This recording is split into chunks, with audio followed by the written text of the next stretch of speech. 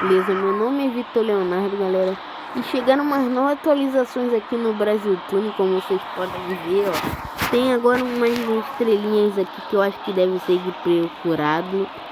E agora eu fizendo umas modificações, o mapa tá diferente, olha. O mapa ali, o mapa ali tá com cor, antes só era só a rua, a imagem da rua e um negócio preto, né?